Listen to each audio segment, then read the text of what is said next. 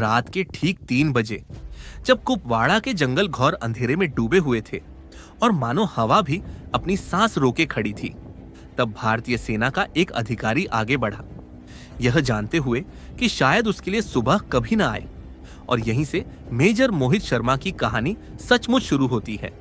पदकों से पहले, सुर्खियों से पहले और इतिहास में नाम दर्ज होने से बहुत पहले मोहित शर्मा हरियाणा के रोहतक का एक साधारण सा लड़का था, जो वीरता और बलिदान की कहानियों से प्रेरित होकर बड़ा हुआ। वह शोहरत के पीछे नहीं भागता था, बल्कि जिम्मेदारी को अपना धर्म मानता था। उसके लिए वर्दी शक्ति का प्रतीक नहीं थी, वह एक वादा थी, देश की रक्षा करने का वादा, नेतृत्व करने का वादा और जरूरत पड़ने पर सब कुछ न्यौछावर कर देने का वादा।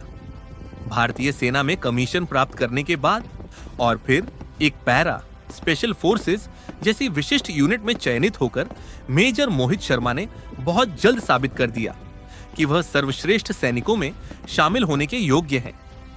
स्पेशल फोर्सेस का जीवन बेहद कठोर होता है। लगातार प्रशिक्षण, मानसिक थकान, शारीरिक पीड़ा और ऐसे मिशन जहां एक छोटी सी गलती जान ले सकती है। मोहित शर्मा ने इस दुनिया में केवल टिके रहना ही नहीं सीखा, बल्कि इसमें खुद को निखारा। दबाव में शांत, योजना में तेज और कार्रवाई में निडर। उन्होंने अपने वरिष्ठ अधिकारियों का सम्मान और सबसे बढ़कर अपने साथियों का अटूट विश्वास अर्जित किया।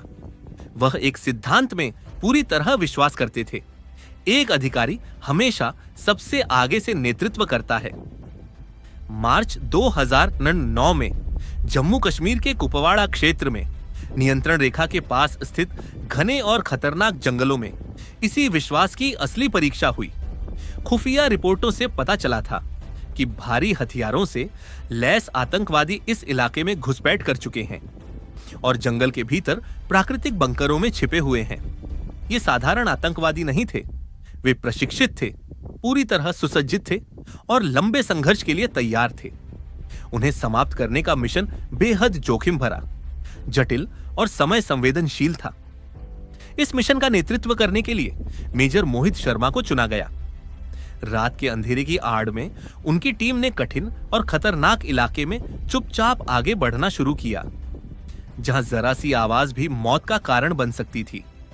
जंगल घना था, दृश्यता बेहद कम थी और ठंड हड्डियां जमा देने वाली थी।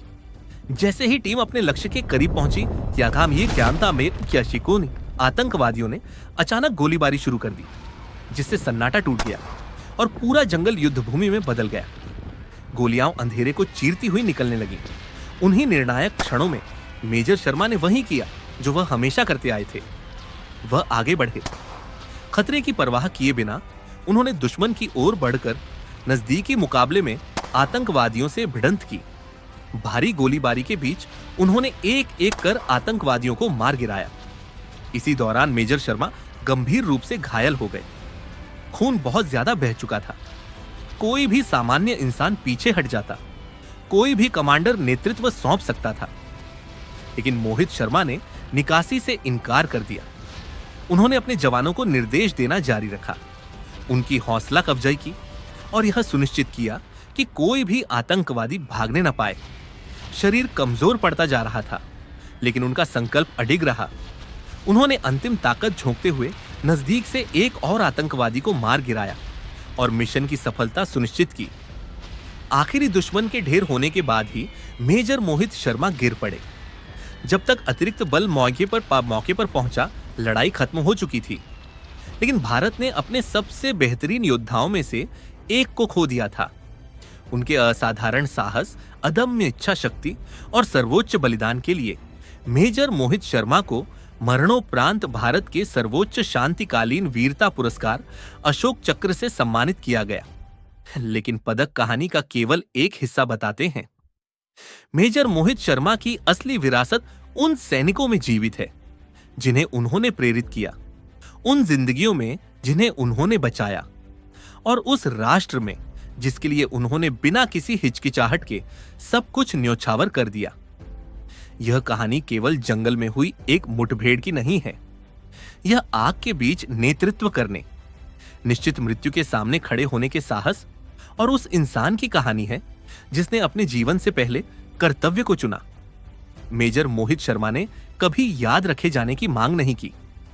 उन्होंने कभी पहचान नहीं चाही।